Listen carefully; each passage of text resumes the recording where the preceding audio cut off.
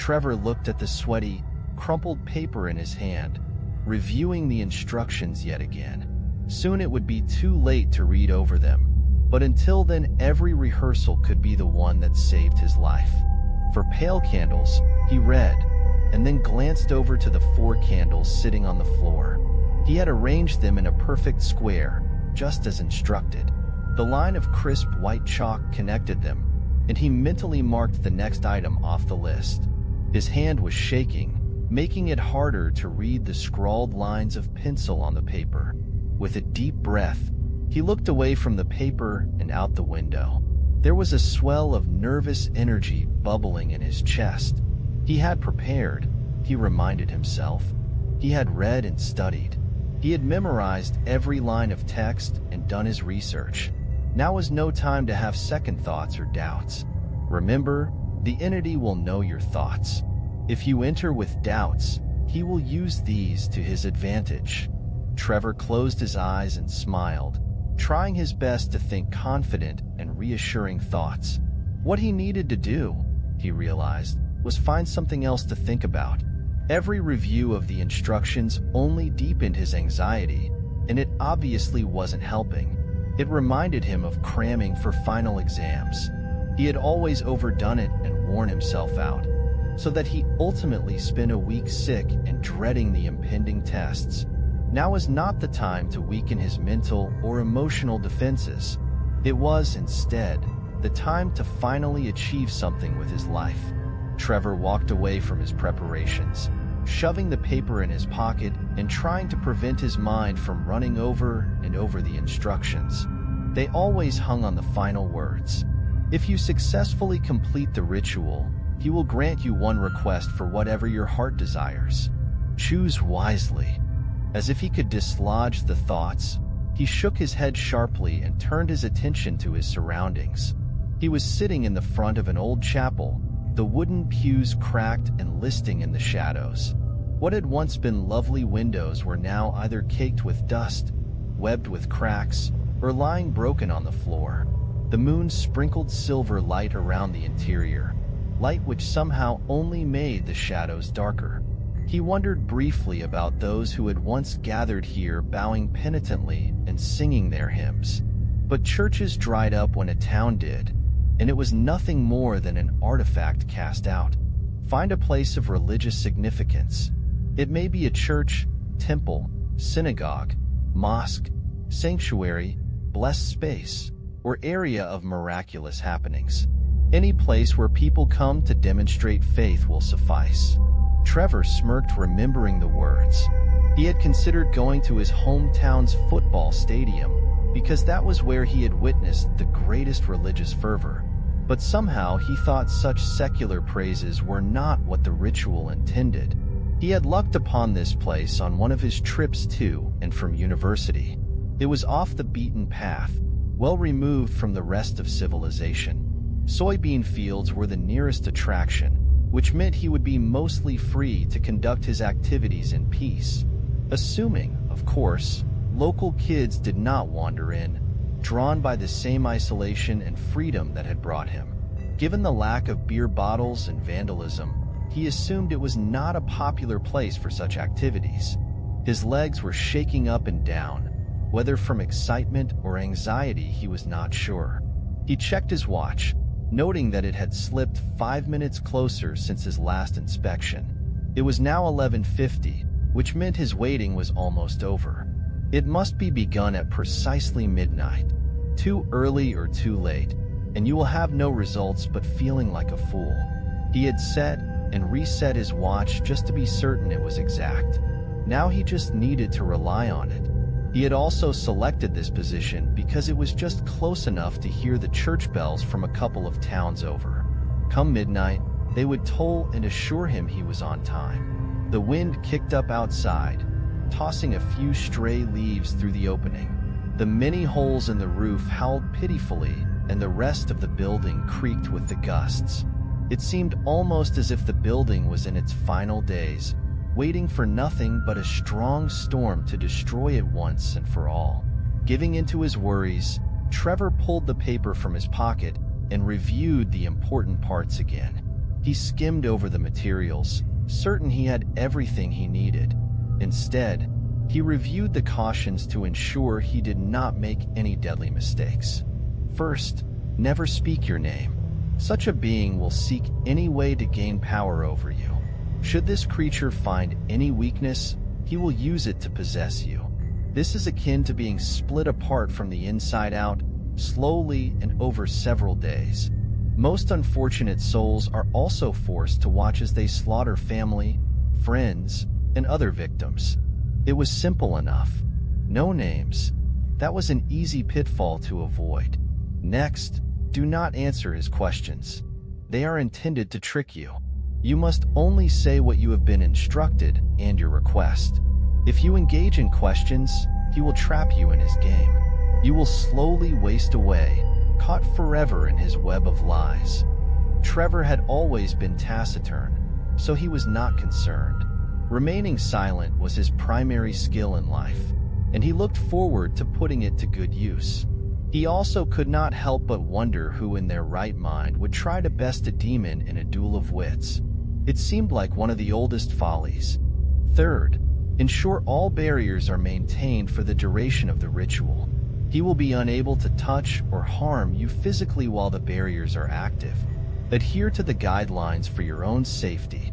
Another easy warning to heed. Who would ignore the barriers? Why would they even be in the ritual if they were not vital to its safe and successful completion? Finally, believe nothing of what he says. He exists only to lie. Rereading the warnings made him feel safer. These were so obvious that he could not imagine anyone making such grievous errors. He certainly knew better. And if the direst warnings in the ritual were so clear to him, it seemed impossible that he might fail. The clock hand spun closer, and he moved back to his prepared space. There were the 4 candles, a 5th, and black candles setting to the side. There was a silver bowl of blessed water, secured from his local cathedral some days before.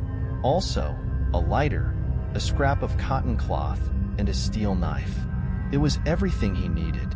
Trevor knelt beside the chalk square, arranging and rearranging items for the most practical setup.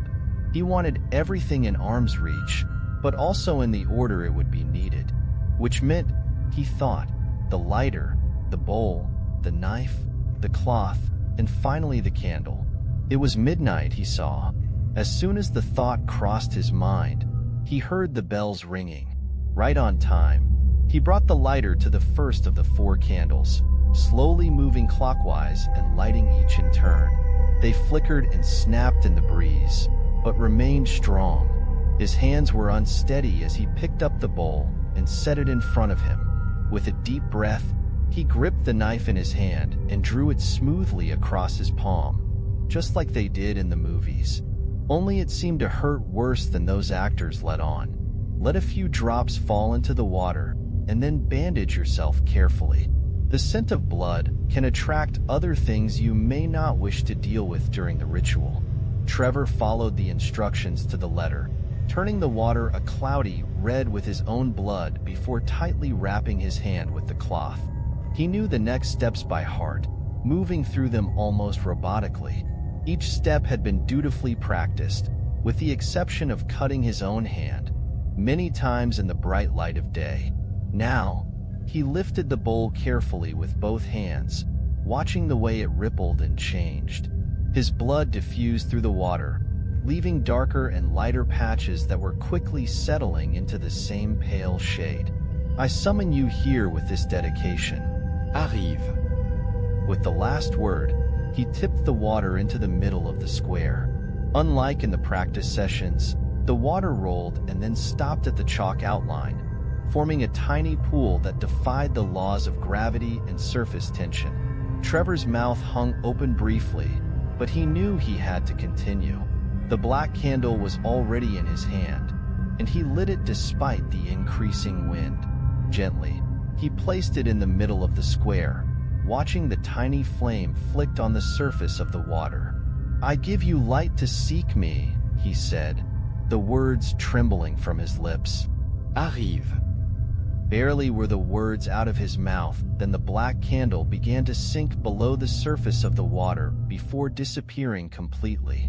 A dark, shadowy face emerged on the surface of the water, grinning widely.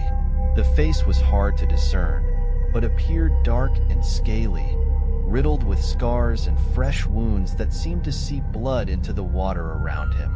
There were also many, many teeth. Trevor felt a cold pit of fear settle solidly in his stomach. "Who summons me?" came the deep, gravelly voice. It came not from the thing's moving lips, but from the air all around Trevor. The whole building seemed to vibrate with the voice. No names, no questions, he reminded himself. Trevor's mouth was dry, thinking just how easy it would have been to make that mistake. "You have been summoned, and I will instruct you.